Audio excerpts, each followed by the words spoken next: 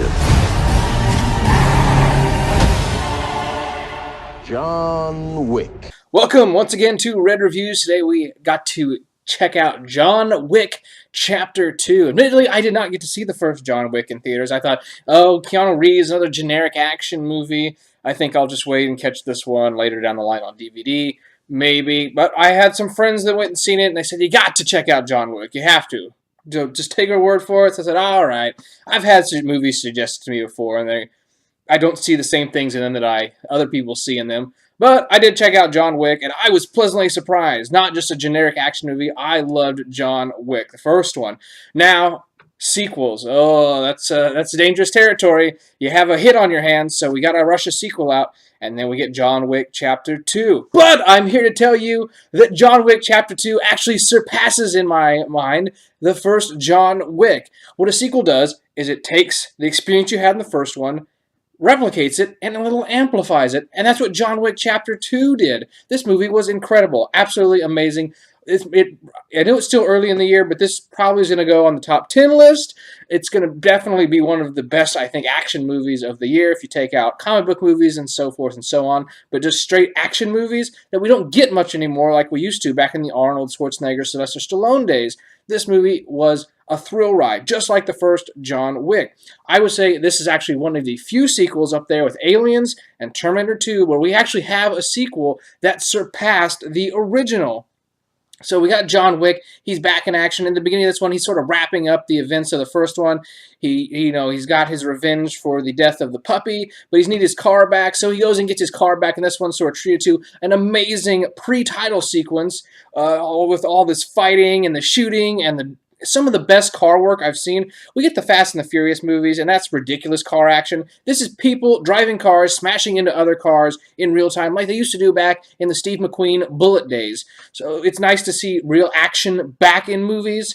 And so we get that in this extreme pre-title sequence, and then we're off into the movie. John Wick is pulled back into action once again. He has a debt to be paid. He has a new coin. You see the coins from the Continental. This is like that, a little bit bigger, but it's a blood oath that's been sworn inside this coin. It's how he got out of the business in the first one, so he can go spend his life with his wife. So he gets pulled back into action to take out a target. But then, of course, he gets double-crossed along the lines, and a contract put out on him for $7 million.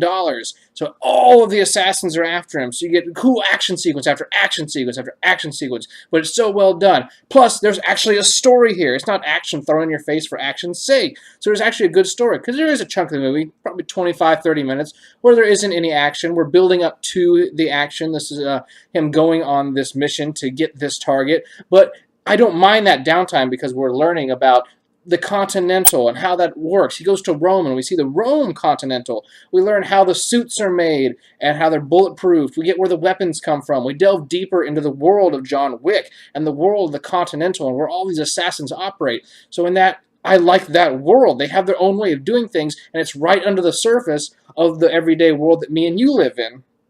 And one thing I have to praise this movie for, thank gosh, all you filmmakers, you want to be filmmakers, you professional filmmakers, get your pencil, get your paper, get it out. Take note that you can actually have action sequences where you don't have to chop it all up. It doesn't have to be a cut every 10 seconds or even 1 second. That Jason Bourne style of filmmaking, it may work for the Bourne series, but it doesn't have to be for every single style of action movie or every car chase or every fight sequence. You can have a shot, you can put the two people fighting in the shot and let it linger, let it play out, let it breathe within the frame. And I love that about this movie. It does that. So it tells a good story. It's got great action. It's directed great. Keanu Reeves is back kicking ass. All the supporting cast does really well. And I'm thinking they leave it open for the sequel for Chapter 3 in the next one. So if they can match Chapter 3 with 1 and 2, we may have a new entry into some of the, possibly one of the best trilogies of all time, right up there with all the other, Godfather, Back to the Future,